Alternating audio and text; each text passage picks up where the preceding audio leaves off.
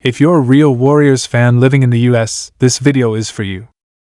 From coast to coast, America is buzzing after last night's game. Jonathan Kuminga just reminded the whole country why he runs the West.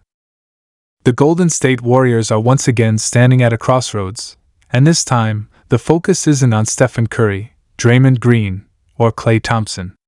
It's not even on the coaching staff or Joe Lacob's spending habits.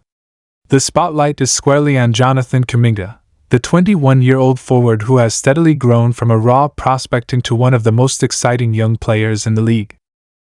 The question everyone is asking right now is simple, but also incredibly complicated. What contract will define Kuminga's future in the NBA, and more importantly, his future with the Golden State Warriors? This is not just about dollars and years on a piece of paper. This is about the Warriors' next chapter. Because while Steph Curry continues to be the face of the franchise, the dynasty is approaching its twilight. And as that happens, Golden State needs someone who can take the torch and carry it forward. Jonathan Kuminga, with his athleticism, his explosiveness, and his ever-improving skill set, might just be that guy. But whether or not the team is ready to commit long-term to him is still up for debate. So, let's break this down. Kuminga's rookie deal is approaching its end. Under NBA rules, the Warriors will have to make a decision about his extension before he enters restricted free agency. The market for young wings like him is hot, especially when they show flashes of two-way dominance. The question isn't whether Kuminga is going to get paid. The real question is, how much is Golden State willing to invest in him, and what does that say about the direction of the franchise? Kuminga's numbers last season were eye-catching. He averaged career highs across the board: points, rebounds, efficiency, while playing in a system that wasn't always designed to highlight him. There were stretches where Steve Kerr's rotations limited his minutes, even as fans and analysts shouted from the rooftops that Kuminga needed to be unleashed. But when he did get the opportunity, he showed just how valuable he could be. His ability to defend multiple positions, finish at the rim, and even step out to hit mid-range jumpers and occasional threes makes him the kind of player every team covets. Now let's talk money. The NBA's salary cap is projected to rise significantly over the next few years thanks to new TV deals and increased revenue. That means teams are going to have more room to throw massive contracts at young stars. Comparable players in Kuminga's situation like Jaden McDaniels of the Timberwolves or even Mikal Bridges a couple of years ago have secured deals ranging anywhere from $130 million to $200 million depending on years and incentives. For Kuminga, a 4-year extension worth somewhere around $120 to $140 million seems realistic. But here's the twist: rival teams might be willing to go even higher if he hits restricted free agency. So, does Golden State lock him up now to avoid a bidding war? Or do they gamble, let him play out another season, and risk losing him or paying even more later? That's the $1 million, or should I say $100 million question. Warriors ownership has shown they're not afraid to spend, but they've also started to talk about financial discipline. Joe Lacob has been very clear that the new NBA tax penalties are brutal, and keeping this roster together has become increasingly difficult. They already let Jordan Poole go after extending him. They hesitated with Andrew Wiggins before giving him his deal.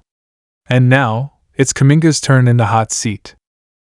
Kevin Durant has once again shaken the basketball world with his latest decision, and this time, it involves the Golden State Warriors and his former teammate Steph Curry. Rumors had been circulating for weeks that the Warriors front office had quietly reached out, exploring the possibility of a blockbuster reunion with Durant. The narrative was perfect: KD returning to the Bay, rekindling his partnership with Curry, and giving Golden State one more shot at a championship run before the window finally closes.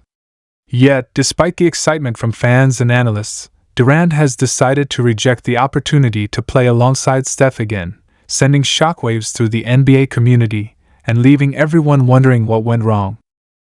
The idea of Durant rejoining the Warriors wasn't just idle speculation. According to reports from multiple insiders, Golden State had internally debated the risks and rewards of bringing back one of the most polarizing yet talented players in franchise history. On one hand, Durant's scoring ability, versatility, and experience are undeniable. He is still one of the league's premier offensive weapons, capable of taking over games in a way very few players in history can. On the other hand, his previous exit from Golden State left behind complicated emotions. While the 2 championships he won with Curry and Klay Thompson elevated the Warriors' dynasty to historic levels, there was also tension, most notably the infamous 2018 clash with Draymond Green. Fans were eager to see past issues put aside for the sake of chasing more rings. Social media lit up with excitement as speculation grew, with many imagining Curry dishing dimes to KD in crunch time once again. Some even said this reunion could instantly restore Golden State's dominance in the West, especially as teams like the Nuggets and Mavericks continue to rise. But Durant has now made it clear the reunion will not happen, at least not now, and perhaps not ever. So why did he say no? Well, the reasons appear to be layered. Durant is known for being extremely independent, and while he's always admired Curry's greatness, KD has long wanted to prove he can win on his own terms.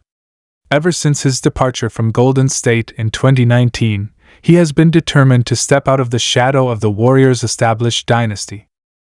Joining Steph again would mean stepping back into that narrative, reopening old criticisms that he could only win championships with Curry and the Warriors system.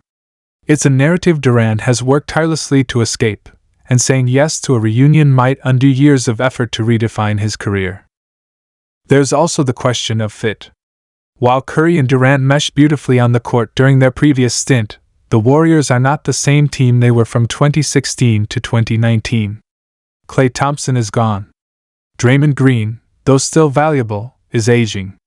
The supporting cast features younger players like Jonathan Kuminga, Moses Moody, and Brandon Podziemski, who are still learning how to thrive under championship pressure.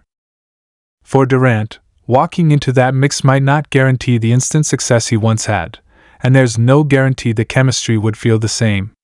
The NBA evolves fast, and the Warriors' championship formula from years ago may not be enough to dominate today's league. Financially, the deal would have also been tricky. The Warriors are already deep into luxury tax territory, and adding Durant's massive contract would have required significant sacrifices. Players like Kuminga or even Andrew Wiggins could have been shipped out to make the money work. And from KD's perspective, why walk into a situation where the roster around him is gutted just to make room for his arrival? That kind of instability is exactly what he left Brooklyn to avoid. What makes this rejection even more dramatic is the personal angle. Curry and Durant have always had mutual respect, even after KD left in 2019. Curry has publicly praised Durant on multiple occasions, reminding fans that he still views KD as one of the greatest players he's ever teamed with. Behind the scenes, Steph reportedly welcomed the idea of bringing Durant back if it gave Golden State one more legitimate shot at a title. Imagine the weight of that: Curry, the face of the Warriors franchise, willing to share the spotlight once more. For Durant to decline speaks volumes about where his mindset is right now. KD's decision also raises major questions about the Warriors' future. If Durant isn't coming back, then what is Golden State's next big move? The team is clearly in transition. They're balancing the last years of Curry's prime with the development of their younger players, trying to avoid falling into mediocrity while staying competitive. Adding Durant would have been a shortcut back into contention, but now that door has closed. The front office has to regroup and decide if they'll double down on their youth movement or keep searching for another star to support Steph. For Warriors fans, this feels like a bittersweet moment. On one hand, some supporters are relieved. Durant's previous stint, while successful on the court, left emotional scars off the court. There were always whispers about whether KD truly felt like part of the Warriors family, or if he was just passing through to collect rings. Many fans still cherish the 2015 championship, won before Durant's arrival, as the purest example of the Warriors' culture and identity. From that perspective, KD's rejection saves the team from reopening old wounds. On the other hand, it's impossible to ignore the chance they just lost. A Curry-Durant reunion could have been magical, one of those rare what-if scenarios that fans would talk about for decades. Around the league, rival teams are breathing a sigh of relief. The prospect of Curry and Durant teaming up again terrified opponents. The Nuggets, Lakers, Clippers, and Mavericks all know what KD and Steph can do together when they're locked in. By rejecting the Warriors, Durant has essentially spared the league from a nightmare scenario where Golden State could instantly vault back to the top of the title favorites list. Durant's choice also reinforces his reputation as one of the most unpredictable stars in NBA history. Time and time again, KD has made career decisions that shock the public. Leaving Oklahoma City for Golden State was shocking. Leaving Golden State for Brooklyn was shocking. Asking out of Brooklyn after building his own super team was shocking. And now, turning down the Warriors at a time when many thought the reunion was inevitable, it's just another chapter in a career defined by bold, sometimes controversial moves. From KD's perspective, this decision might be about legacy as much as it is about basketball. He knows what critics say, that his championships in Golden State were the easy ones, that he joined a team already destined to win. By rejecting the chance to return, Durant is essentially telling the world he doesn't want to chase validation through Curry's success. He wants to write his own story, even if that means facing tougher odds. Of course, Durant's rejection doesn't necessarily mean the door is closed forever. The NBA landscape changes quickly, and relationships in this league are complex. Injuries, trades, or shifts in team dynamics could alter the picture within a year. For now, though, KD has made it clear that he's moving forward without revisiting his past with Golden State. The fallout from this decision will be fascinating to watch. For Curry, this is another reminder that his championship window is closing, and he can't always rely on old allies to save the day. For the Warriors front office, it's back to the drawing board. For fans, it's a mix of relief and disappointment. And for Durant, it's yet another controversial choice that keeps his legacy both complicated and captivating. At the end of the day, Durant's rejection underscores one undeniable truth: the NBA isn't just about talent, it's about narratives, pride, and the pursuit of legacy. Durant knows his legacy is constantly debated, and perhaps he's tired of feeding into storylines that make him look dependent on others. Curry, meanwhile, will continue chasing greatness with whoever suits up beside him, determined to prove the Warriors still have one last run left in them.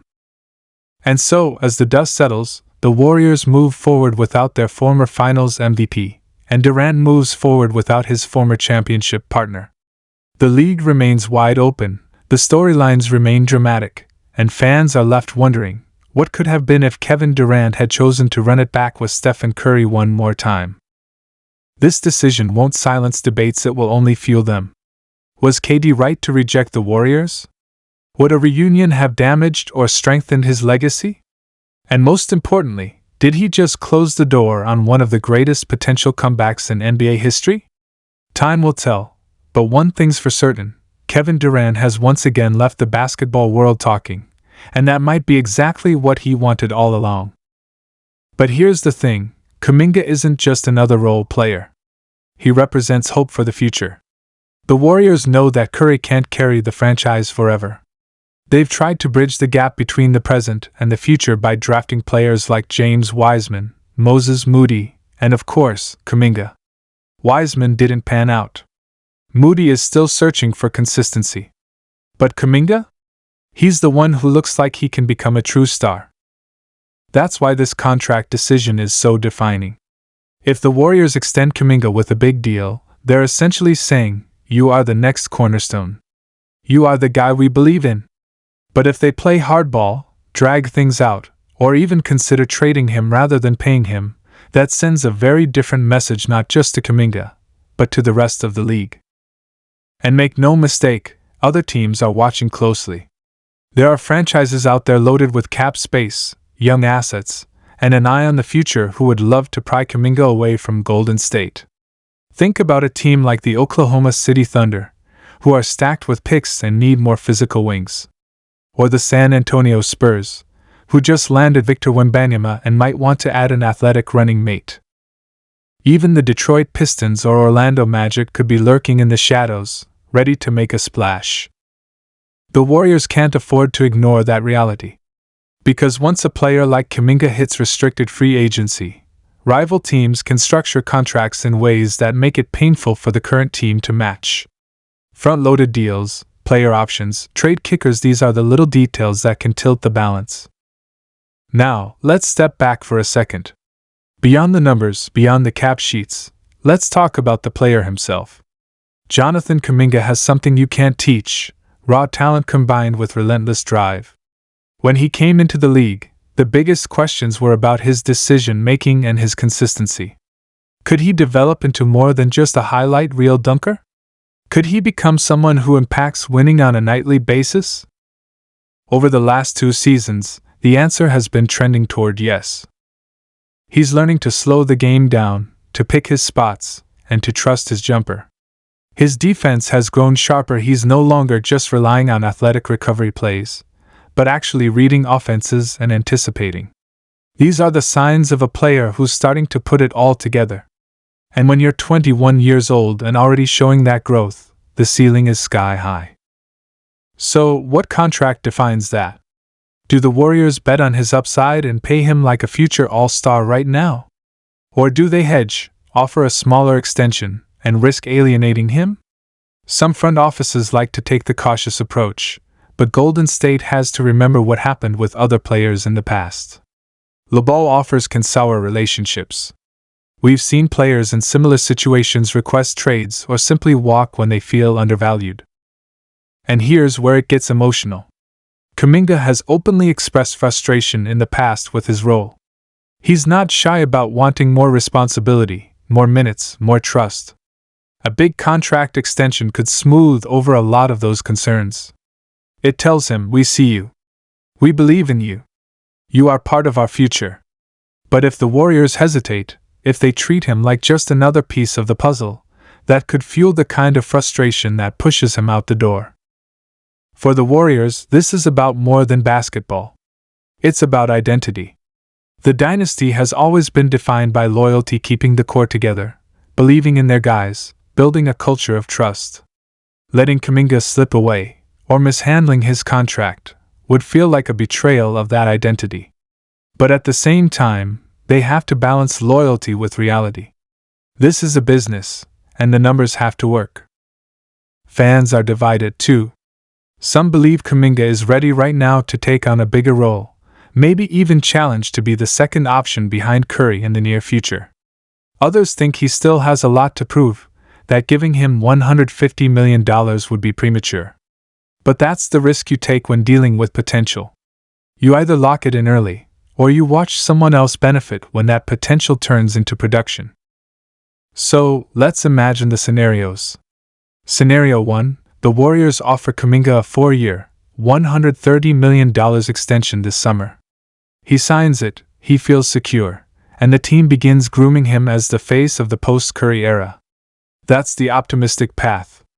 Scenario 2, the Warriors hesitate, negotiations drag, and Kuminga decides to bet on himself, heading into restricted free agency. A team like the Spurs swoops in with a max offer sheet, and suddenly Golden State has to choose between matching a bloated deal or letting him walk. Scenario 3, the Warriors decide they can't afford him at all, and use him as a trade chip to bring in another star. That would be the most dramatic and controversial move of all. Each scenario defines not just Kuminga's future, but the Warriors as well. Because make no mistake, this decision is about legacy. If they get it right, they could transition seamlessly into a new era built around Kuminga and whoever else they bring in. If they get it wrong, they risk falling back into mediocrity once Curry's magic fades. So, as the offseason heats up and extension deadlines approach, all eyes will be on Jonathan Kuminga and the Warriors. The contract on the table isn't just about money. It's about trust, belief, and the future of a franchise that has already etched its name into NBA history. The only question left is, will they make Kuminga the next chapter in that story, or will they let him become the one that got away?